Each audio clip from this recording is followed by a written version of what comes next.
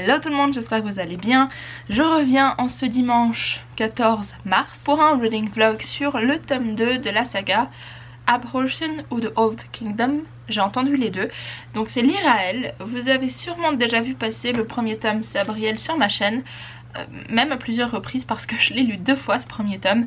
Une fois je pense en 2018 et je l'ai également relu l'année dernière parce que voilà, j'avais oublié beaucoup trop de choses et je voulais enchaîner avec le tome 2 que j'ai pas fait du coup tout de suite, mais j'y viens, le tome 2, hein, l'Iraël, parce que je sais pas pourquoi j'ai complètement zappé cette saga et je l'ai revue l'autre jour. Je me suis dit mais en fait c'est quand même, en tout cas pour le premier tome, un coup de cœur.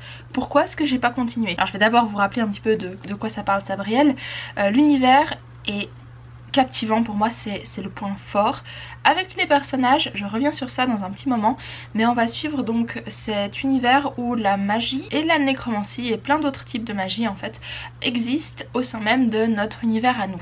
On a une map au tout début qui va vous montrer qu'on a la partie du bas vers le sud qui s'appelle Ancelstier. Voilà, je sais pas si on va voir. Et en fait au nord il y a un mur et à partir de là c'est magique, donc la magie peut être créée et peut circuler, chose qui n'est pas possible dans le sud.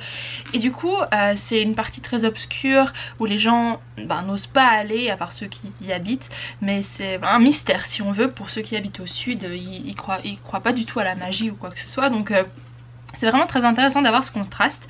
Et ensuite du coup Sabriel dans le premier tome qui est la fille d'un nécromancier très célèbre et qui évolue alors pour une partie du début dans le sud puisqu'elle est dans une école de jeunes filles, mais assez proche de la barrière, donc ils ont quand même conscience de cette magie. Et du coup Sabriel va devoir aller vers le nord pour limite confronter ses origines puisque son père disparaît. Et Sabriel, elle est également nécromancienne. Et comment vous dire que ce système de magie, il est incroyable. Alors c'est pas un système de magie à la Brandon Sanderson, mais c'est un système de magie en subtilité, très intéressant, avec un système de cloche qui va pouvoir affecter les morts et la possibilité d'aller dans la mort qui est constituée pour le coup de 9 portes. Et cette mort, cette ambiance, elle est incroyable parce que il y a une rivière en fait qui conduit les morts jusqu'à la 9e porte. Il fait très sombre, très humide, c'est juste, et brumeux également, c'est juste incroyable. Et en plus de ça, il y a une histoire de royaume, il y a une histoire de compagnons, de chats. Pour ceux qui aiment les chats, vous allez adorer je pense. Et c'est une quête, c'est vraiment une histoire de quête. Et c'est juste un coup de cœur pour moi. L'auteur a une plume très lyrique, mais en même temps efficace. C'est pas du lyrique pour être lyrique, c'est que c'est juste bien écrit quoi, et puis que il sait où il va, il amène les éléments quand il faut, il développe ses personnages. Et justement les personnages, comme je le disais, c'est un point fort. J'ai beaucoup aimé Sabriel, j'ai aussi beaucoup aimé d'autres personnages qu'on rencontre, mais je ne vous dirai rien. Et il y a beaucoup d'émotions dans sa plume. Et ça je me suis très vite rendu compte quand j'ai commencé Sabriel que l'émotion c'est déjà ce qui m'avait touché dans le premier tome, mais ce qui me touche dans ce deuxième. On commence avec un autre point de vue, alors je ne dirai rien, il n'y aura pas de spoiler du tout dans cette vidéo d'ailleurs. Du coup on découvre une nouvelle protagoniste qui alors est liée de près ou de loin à Sabriel. Il y a toujours plus ou moins les personnages qu'on rencontre dans le tome 1, mais d'une manière plus éloignée. En fait ils sont présents mais on n'a pas leur point de vue 100% à eux. Bon, ceci dit ça peut changer parce que j'ai vu qu'il y avait plusieurs parties. La première partie, alors oui d'ailleurs hein, je suis à là, commençons par là où hein, c'est un reading vlog, il faut que je reprenne le temps de vous dire où j'en suis. Donc je suis à la page 150 et du coup il y a une partie 1 qui va se concentrer sur une protagoniste et la partie 2 se concentre sur un protagoniste, encore une fois lié de près ou de loin à Sabriel. Et donc la première partie elle était extraordinaire, j'ai adoré. De nouveau il y a une histoire de compagnons, c'est vraiment chouette ces animaux. Et toute l'émotion qu'il y a eu dans cette première partie, c'était très triste. On s'attache du coup directement à ce personnage et ce qu'elle entreprend, ce qu'elle fait. Oh, je suis sûre que ça va vous plaire. En plus c'est dans une espèce, il y a un moment où on est dans une espèce de bibliothèque assez stylée avec des compartiments secrets, génial, et ça se passe autour d'un glacier. Ah, c'est tellement génial. Je pense pas que vous vous rendez compte à quel point il arrive à créer un système ou des lieux, voilà, magie, lieux, personnages vraiment très bien fait. Je sais pas si ça va plaire à tout le monde parce que c'est quand même un petit peu particulier, comme je vous l'ai dit, un petit peu lyrique. On s'attarde pas sur tous les détails, mais en même temps c'est efficace. Je saurais pas comment vous dire, pour être honnête, j'arriverai pas à comparer ce livre à un autre. Pour moi c'est unique, ça vaut la peine d'être essayé, c'est pas disponible en français. Faudrait que je vérifie. Je sais qu'ils se trouvent d'occasion parce que ça a été traduit à un moment ou à un autre.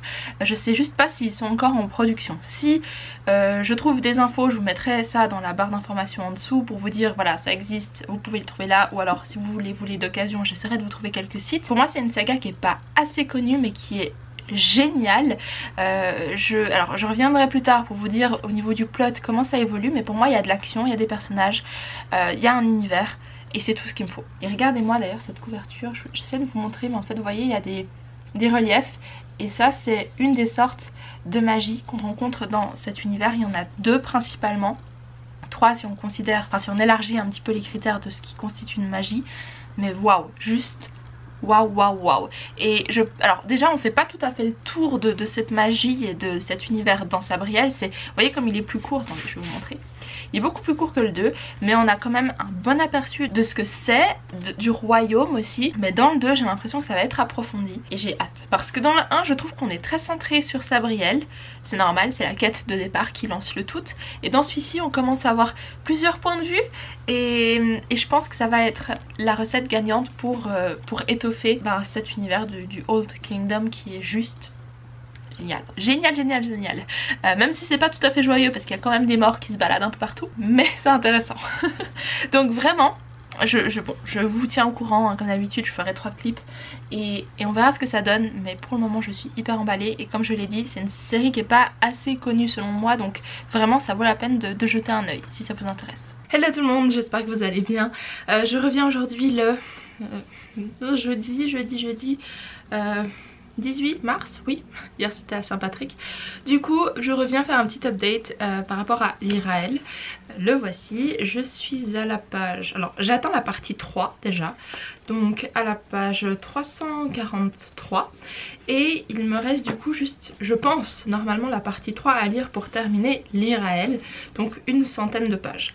Le truc c'est que j'arrive pas à lire, bon j'avance très gentiment, normalement j'aurais déjà terminé l'Iraël. J'ai un truc à faire pour l'université et j'ai tellement pas envie de le faire que déjà je travaille pas sur ce dossier et en plus j'arrive à rien faire qui d'habitude me fait plaisir parce que je culpabilise de pas travailler. Vous voyez le problème, je pense que je suis de loin pas la seule à avoir ce genre de soucis quand il y a des choses qu'on n'a vraiment pas envie de faire et du coup je fais quoi? Je traîne sur YouTube, sur Twitch au lieu de me concentrer sur ce que je suis censée faire, avancer puis ensuite avoir le plaisir de faire autre chose. Et bah du coup non, je bloque sur un truc et je passe ma journée à juste ne pas le faire.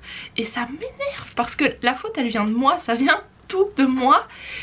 Et du coup bah je m'embête moi-même, enfin bref. Ce que je disais c'est que l'Iraël, comment dire, je sais pas, j'ai envie de dire que ça commence à être un peu long, mais il y a sûrement deux explications. La première c'est qu'on suit deux points de vue. J'adore le point de vue de la protagoniste, j'aime un peu moins le point de vue du protagoniste masculin, tout simplement parce qu'il n'est pas aussi intéressant que celui de l'Iraël. Donc quand c'est ces points de vue je me dis j'ai pas envie. Sinon au niveau de l'action c'est très bien, ça avance quand même. Bon, hormis le point de vue masculin qui ralentit un petit peu le rythme je trouve. On apprend beaucoup de choses sur la magie, sur le monde. On a toujours des personnages très bien travaillés au niveau psychologique. Surtout bah, voilà, le point de vue masculin il a un problème et il arrive pas, en fait il est comme moi. Il a un truc à faire et il veut pas le faire. Et bizarrement comme je disais je suis coupable parce que moi je sais très bien que j'ai pas envie de le faire et je devrais me forcer à le faire. Lui il arrive pas non plus à se motiver et dans le bouquin je suis là mais vas-y fais-le, je veux te voir le faire, prends tes responsabilités, fais-le maintenant. J'engueule le personnage dans le livre, mais je suis la première à pas le faire donc c'est super ironique. Et du coup son point de vue il est terrible à lire pour moi parce que voilà il prend pas ses responsabilités et j'ai envie que ça avance. Donc je devrais peut-être faire de même. Autrement, comme je l'ai dit, hein, il y a tout qui me plaît toujours autant. J'ai vraiment hâte de voir comment ça va se terminer et de quoi va traiter le tome 3 en fait, parce que je me demande, est-ce que ce sera de nouveau des nouveaux points de vue ou est-ce qu'on va suivre la suite directe du tome 2, parce que vu le nombre de pages, je sais pas si on arrivera à régler tous les problèmes qui se sont annoncés. On verra bien. J'espère vraiment réussir à me bouger parce que voilà. Non mais c'est vraiment une question de volonté, je vais le faire, je vais travailler sur ce truc qui ne m'intéresse pas du tout. Mais sinon tout va bien, hein, je vous promets, c'est juste que c'est un problème que j'ai avec moi-même, ça je le sais. Je suis pas de ces personnes qui sont hyper... comment dire... Ah, il y a un mot pour ça, très... C'est pas déterminé, mais quand tu sais que t'as un truc à le faire, que tu aimes ou pas, tu le fais. Fabio il est comme ça, il sait qu'il doit faire les choses et il va le faire. Et moi, comme je pense la majorité des personnes, vont trouver d'autres choses pour procrastiner et ne pas avancer et être dans les rêves, dans le sens où je suis déjà en train de penser à ce que je vais faire après ce truc, type des nouvelles vidéos, des lives et tout. Mais en attendant, il faut déjà que j'arrive à avancer jusqu'à cette présentation pour qu'elle soit terminée. Donc voilà, je fais plein de projets mais j'arrive pas à me concentrer sur ce qui est sur le feu. Est-ce que vous avez compris? Dites-moi dans les commentaires si vous aussi vous êtes comme ça, parce que ça me rassurera. Hello tout le monde, j'espère que vous allez bien. On est donc aujourd'hui le vendredi 19 mars, le même jour dans lequel je vais poster la vidéo. Donc je vous retrouve rapidement en début d'après-midi pour vous dire que déjà j'ai fini l'IRAEL, donc je suis très contente. Et ça va aussi un petit peu mieux qu'hier parce que j'ai quand même réussi à avancer dans ce projet. Donc c'est un pas de fait et je pense que ça va aller. C'est juste que hier... bref, je vais pas revenir dessus, je suis navrée de cette parenthèse plainte entre guillemets, mais ça arrive. Et du coup, alors j'ai fini l'IRAEL, je vais vous dire un petit peu ce que j'en ai pensé. Je pense qu'au tout début, le premier clip était très complet par rapport à ce qui faisait que j'aimais Girlsnicks. Et ma foi, j'ai toujours autant apprécié ces aspects-là dans ce tome 2. Mais je dois avouer que les personnages n'étaient pas aussi... Alors l'IRAEL, hein, comme je l'ai dit, super. Mais alors le personnage masculin, je vous dirai rien comme ça vous spoil rien, mais il est un petit peu en retrait, il a de la peine à s'impliquer dans l'action. Du coup en tant que lecteur on est relégué à juste constater qu'il veut pas se mêler de l'action. Disons que j'aurais soit voulu un livre consacré à l'IRAEL, qui pour le coup est génial, ou alors le point de vue de ce personnage mais mieux travaillé, parce que en fait il est nécessaire ce personnage masculin parce qu'il l'a introduit à un autre personnage qui va être je pense central à l'histoire, surtout dans le tome 3, mais lui-même je trouve qu'il n'a pas amené grand chose. Pour ce qui est de la partie 3, donc c'est la fin entre guillemets, parce que alors autant autant Sabriel le tome 1 se lit tout seul, pourrait se lire comme un stand-alone, très franchement. Autant ce tome 2, il s'arrête au milieu d'une action et je pense que le tome 3 va venir finaliser. Donc c'est un petit peu bizarre, mais ça me dérange pas, ça m'intrigue, j'ai envie de lire le tome 3. Mais voilà, la partie 3 était très rapide, beaucoup d'action, pas beaucoup de profondeur à tout ce qui se passe, alors que dans la partie 1, alors si j'avais lu juste la partie 1, j'aurais donné 5 étoiles, c'était le coup de cœur direct. La partie 2 prend plus son temps, mais c'est pas grave, ça propose des éléments justement qui vont construire la partie 3 et le tome 3 je pense. Cette troisième partie, comme je vous l'ai dit, beaucoup d'infos qui sont données. Vous voyez d'ailleurs j'ai corné les pages ici parce que j'ai pas envie de mettre de post-it. Donc en soi c'était un bon tome, moi j'ai bien aimé, donc 4 étoiles je lui ai mis. Ceci dit je sais pas si ça va plaire à tout le monde, je pense qu'il faut vraiment que vous lisiez toute la saga Sabriel avec une optique de on va lire cette histoire surtout pour l'univers et pour l'atmosphère. Ensuite peut-être pour les personnages parce que je trouve que Sabriel était vraiment incroyable, l'IRAEL aussi, et puis voilà, c'est ce personnage masculin qui est un peu bof.